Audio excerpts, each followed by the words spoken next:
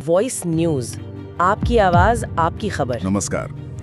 आज हम हरियाणा कैडर के एक आईपीएस अफसर पूरण कुमार उनकी आत्महत्या के दुखद मामले पर बात करेंगे। ये मामला पिछले कई दिनों से काफी चर्चा में है। जी हाँ, और खासकर इसलिए क्योंकि घटना को 4 दिन हो गए हैं, लेकिन अब तक उनका पोस्टमार्टम नहीं हो पाया है। बिल्कुल, और जो जानकारी मिल रही है उसके हिसाब से परिवार पोस्टमार्टम के लिए अभी तैयार नहीं है। उनकी एक बड़ी मांग है। हाँ, तो इसी पर थोड़ी गहराई से बात करते हैं, समझते हैं कि असल में हो क्या रहा है। तो सबसे पहले जो मुख्य तथ्य हैं, आईपीएस पूरण कुमार ने आत्महत्या कर ली। उनका शव चंडीगढ़ के पीजीआई अस्पताल में है, लेकिन पोस्टमार्टम रुका हुआ है। जी, और रुका इसलिए है क्योंकि परिवार ने, खासकर उनकी पत्नी अमनप्रीत, जो खुद एक आईएएस ऑफिसर हैं, हाँ, उन्होंने ये शर्त रखी है कि जब तक हरियाणा के DGP, director general of police Shatrujeet Kapoor और सिर्फ पोस्टमार्टम ही नहीं, अंतिम संस्कार भी नहीं करेंगी, उनका ये कहना है। ये अपने आप में एक बहुत असाधारण सी स्थिति बन गई है। ये बहुत गंभीर मांग है और इसने पूरे मामले को एक अलग ही दिशा दे दी है। बात सिर्फ डीजीपी तक ही सीमित नहीं है। पूरण कुमार ने जो सुसाइड नोट छोड़ा है, हाँ, उसमें और भी नाम है। हाँ, उसमें कुल 15 अफसरों के नाम लिखे हैं। आरोप है कि इन लोगों ने उन्हें प्रताड़ित किया और इन सभी 15 लोगों के खिलाफ एफआईआर भी दर्ज हो चुकी है। 15 अफसर, ये तो बहुत बड़ी संख्या है। कौन है ये लोग? मतलब किस तरह के अफसर हैं? इसमें 3 तो आईएएस अफसर हैं और 12 आईपीएस अफसर हैं। कुछ इसमें से रिटायर हो चुके हैं, लेकिन कई अभी भी हरियाणा सरकार में बहुत सीनियर पोजीशंस पर हैं। बाप रे। जी, तो परिवार का यही कहना है कि उनके साथ धक्का हुआ, नाइंसाफी हुई और न्याय नहीं मिला है। तो मतलब ये सिर्फ एक दुखद घटना नहीं रही, ये अब व्यवस्था पर भी सवाल उठा रही हैं। अच्छा, पोस्टमार्टम की प्रक्रिया क्या है अगर परिवार मान जाए तो? देखिए, प्रक्रिया तो तय है। पीजीआई चंडीगढ़ में ही होना है। एक पूरा बोर्ड बनेगा जिसमें मजिस्ट्रेट होंगे, फोरेंसिक एक्सपर्ट्स होंगे, डॉक्टर्स होंगे और सारी प्रक्रिया की वीडियोग्राफी भी होगी।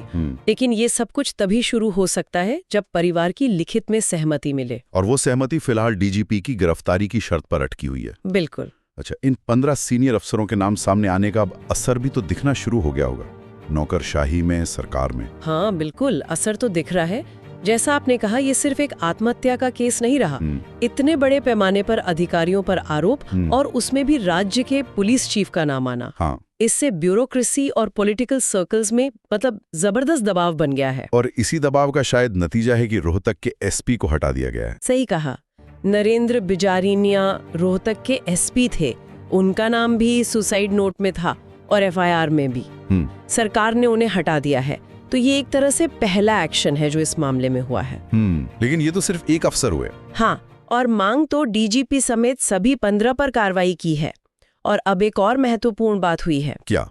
अब आईएएस और आईपीएस दोनों की जो एसोसिएशन है वो भी खुलकर सामने आ गई है। अच्छा, वो क्या कह रही हैं? दोनों संगठनों ने सरकार से निष्पक्ष जांच और न्याय की मांग की है।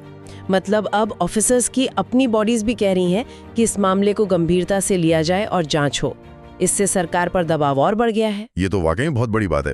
क्या कोई और सीनियर अधिकारी भी इस पर कुछ बोला है? हाँ, ये भी एक अहम डेवलपमेंट है। हरियाणा के एक बहुत ही वरिष्ठ नौकरशाह हैं, अपर मुख्य सचिव डी सुरेश कुमार जी। उन्होंने तो सार्वजनिक रूप से, मतलब पब्लिकली, डीजीपी शत्रुजीत कपूर की तुरंत गिरफ्तारी और निष्पक्ष जांच की मांग कर दी है।